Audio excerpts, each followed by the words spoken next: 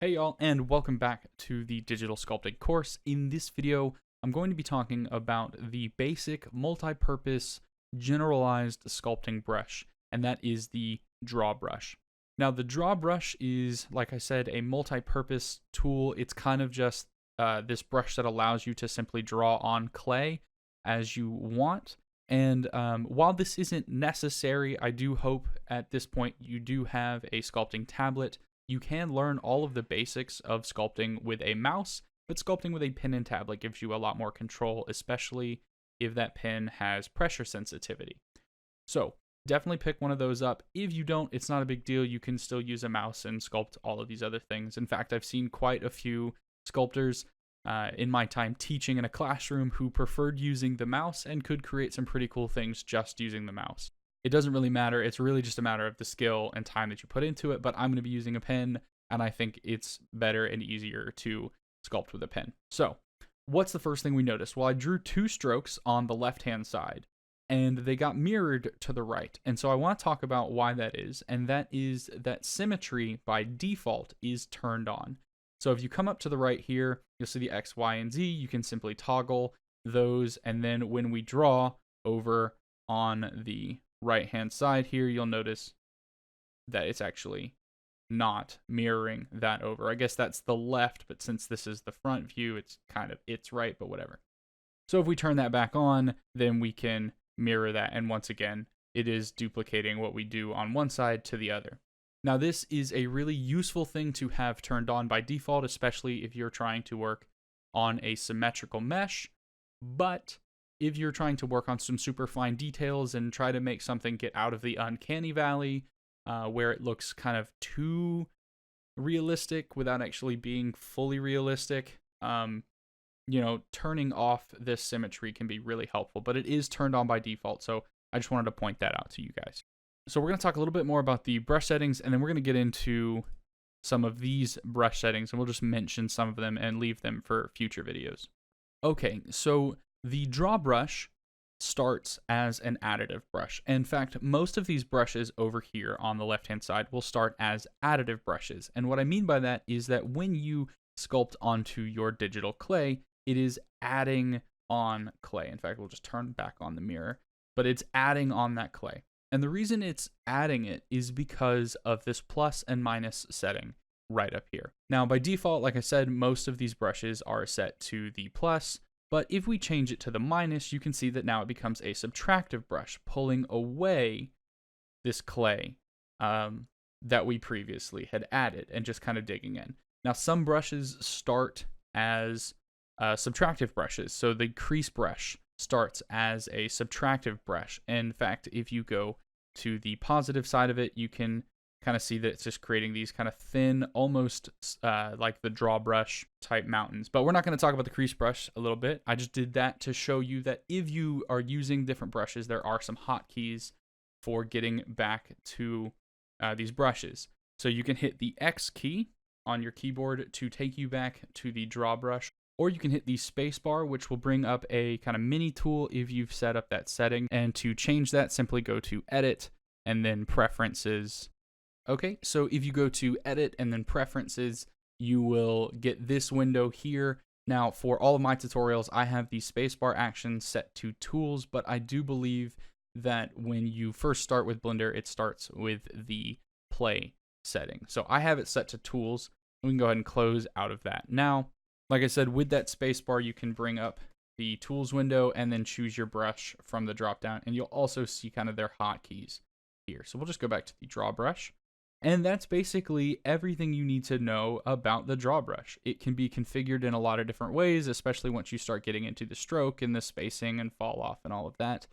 But we'll talk about these in a future video. So that's really all we need to know for now. But let's take a look at some of these brush settings. Primarily, we're going to talk about auto smooth and accumulate in this video. And I'll just mention what the rest of these are because you can't really see them very well with the draw brush, but when we get to a brush that you can see these settings, I will come back and cover them. So with the brush settings, the first one we're going to talk about is auto smooth, and you have the ability with auto smooth to toggle on or off for pen pressure sensitivity. Now, you don't have to use auto smoothing, and in fact, I rarely do, but it's something that you can definitely use. So I want to show you the difference between auto smoothing and not auto smoothing. So what we're going to do is just create a new sculpting and discard the changes so that you guys can see this pretty clearly. So here is what a brush stroke looks like without auto smoothing. And you can see that we're starting to get some of the individual faces to appear here with this red matte cap.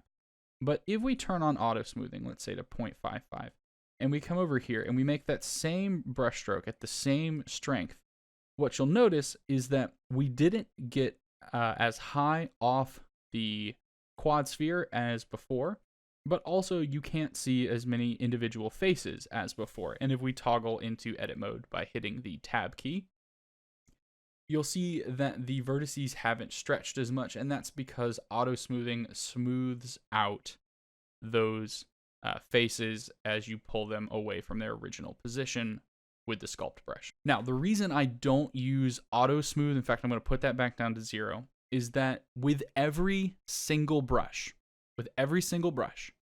you can smooth out strokes by simply holding the shift key.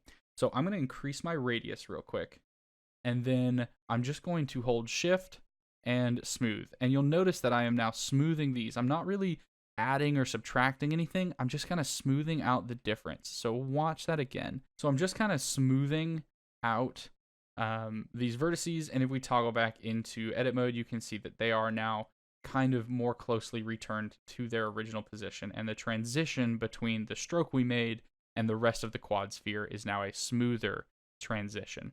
So you can do that with every single brush, so I don't usually keep auto smooth turned on. Also, just to go back a little bit, with the add, if we want to subtract, all we have to do is hold the control key. So if I am sculpting this, that's going to add, but if I want to subtract, if I hold control while I do a stroke, even though it's still set to an additive brush, control allows me to switch it to a subtractive brush. So just wanted to talk about that in addition to the smoothing.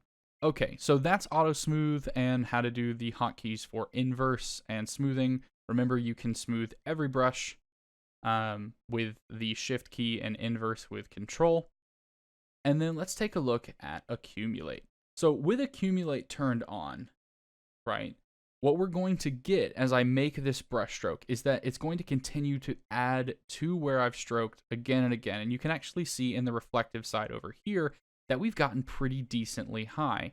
But if we turn off accumulate and make this same stroke again, we're not getting nearly as high away or far away from the quad sphere.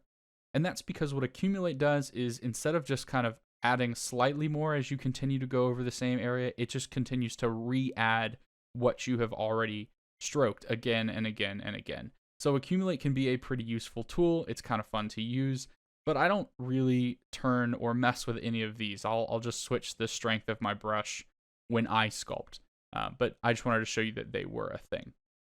Okay, and then with the radius view, you can change this to view or scene.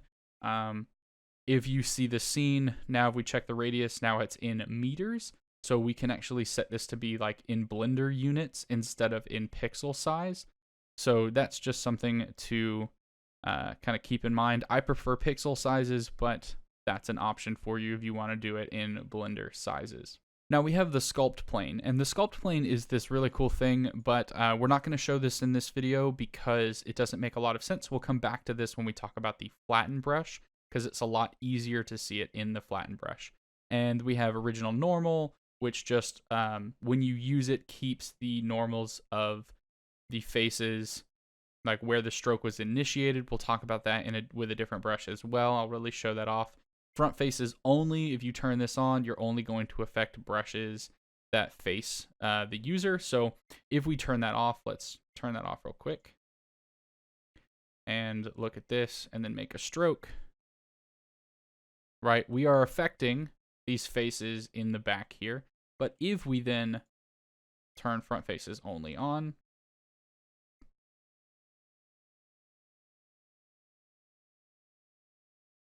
you can see we're not affecting near as far because these vertices normals don't face where I was looking from before. They face up.